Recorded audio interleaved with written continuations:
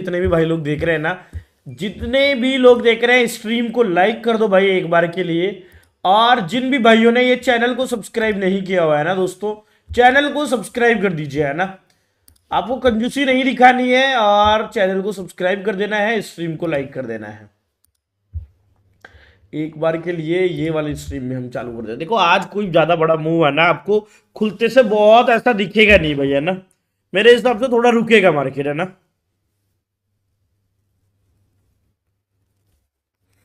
Sir जी आज trade करें कि नहीं, मार्केट वोलेटाइल रहेगा। देखो मार्केट तो वोलेटाइल रहेगा, और अगर आप लोग फास्ट एग्जीक्यूट कर सकते हो, समझ रहे हो कि भाई तुरंत एग्जीक्यूशन आपका ऐसा है कि भैया इससे ज्यादा रॉकेट एग्जीक्यूशन और किसी का नहीं हो सकता, तो आप ट्रेड करें। अदरवाइज आप भैया जितना शांति में बैठोगे अल्टीमेटली वही आपके लिए बेटर होगा, समझ रहे हो। चलिए देखो सारे चीजों को छोड़ के सबसे पहले है ना कुछ इंपॉर्टेंट चीजें हैं उन पे हम बात कर लेते हैं यहाँ पे, कि क्या क्या इंपॉर्टेंट चीजें हैं और किस तरीके से हमको उन्हें देखना चाहिए, ठीक है।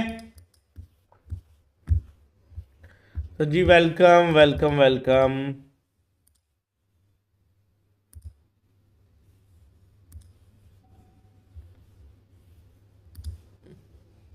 Hello sir, hello hello.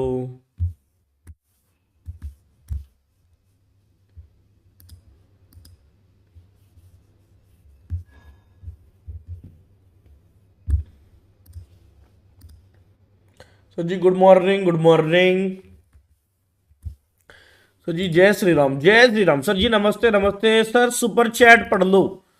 अरे मेरे प्यारे भाई क्या लिखा आपने sir, day after yesterday gold and silver crash sir, you didn't even message on social media, if someone has hold the position you should message on Telegram. अरे यार sorry bro, अगली बार से मैं याद रखूंगा जब भी कोई मूवमेंट आएगा। कहने देखो यार मैं ऐसा कुछ होल्ड करवाया नहीं था इसलिए मैंने मैसेज नहीं किया आपको, है ना।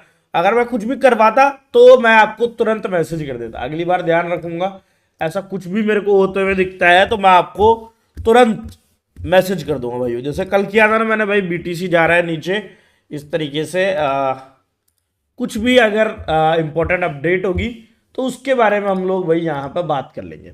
बाकी सारे लोगों का भाई यहाँ पे स्वागत है। एक बार के लिए जितने भी मेरे प्यारे भाई लोग ये स्ट्रीम को देख रहे हैं ना, सारे भाई लोग इस स्ट्रीम को लाइक कर दो।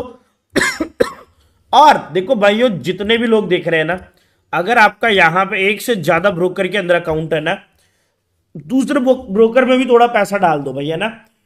क्योंकि होता क्या है ना, ऐसे दिन के अंदर ना कोई ब्रोकर अटक जाता है, और फिर आप मान लो कॉल में पोजीशन बनाए हो, एग्जिट नहीं कर पा रहे हो, तो आप कम से कम उस टाइम पे कुछ तो हैज कर पाओगे।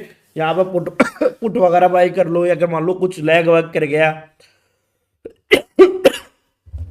तो मल्टीपल ब्रोकर्स के अंदर आपका फंड ऑलरेडी ऐड होना चाहिए एज ए प्रिकॉशन, है ना। क्योंकि ऐसे सब मूवमेंट के अंदर मार्केट पूरा, जब बड़ा मूव कुछ आएगा, कुछ भाई न्यूज इवेंट के टाइम पे भाई है ना, यहाँ पे जैसे निर्मला सीतारमन जी कुछ बोलेंगे, कई बार मार्केट यहाँ पे भाई है ना बड़ा मूव देता है और आपका ब्रोकर काम करना एकदम से रुक जाता है भाई, है ना।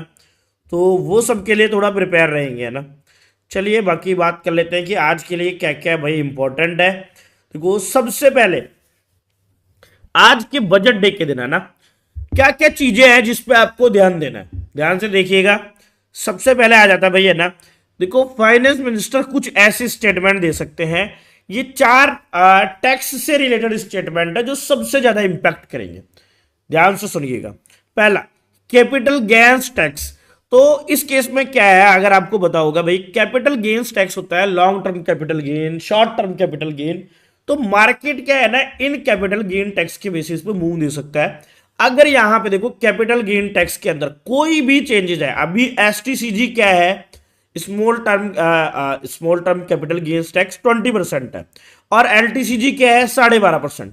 अगर गवर्नमेंट इनको यहां से मान लो कुछ भी घटाती है, तो यहां पे जो एफआईआई का जो इन्वेस्टमेंट बाहर चला गया था भाई, है ना, एफआईआई क्यों नहीं इन्वेस्ट कर रहे इंडिया में, क्योंकि भाई कहीं ना कहीं यहां पे जितने भी भाई है ना जो टैक्सेस हैं, जैसे ही वो यहाँ पे बढ़ गए थे, तो इस वजह से एफआईआई का इन्वेस्टमेंट इंडिया में घटा था।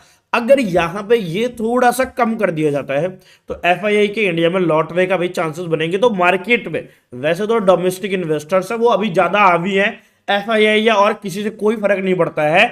बट यहां पे इसकी वजह से अगर ये कम होता है तो मार्केट में ऊपर की तरफ बड़ा मूव देखने को मिल सकता है। दूसरा, अगर मान लो गवर्नमेंट इसको बढ़ा देती है तो भाई मार्केट में एक नेगेटिव मूव देखने को मिलेगा।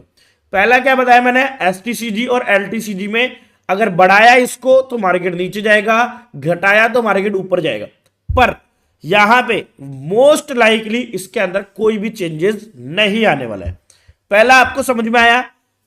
फिर आ जाओ दूसरा, एसटीटी, ठीक है, securities transaction tax. STT tax के बारे में आपको बताऊंगा कि गवर्नमेंट ने एसटीटी बढ़ा दिया था क्योंकि उनको एफएनओ के अंदर वॉल्यूम कम करना था, ठीक है। अब क्या होगा भाई, यहां पे इससे ट्रेडर्स का फायदा होता है।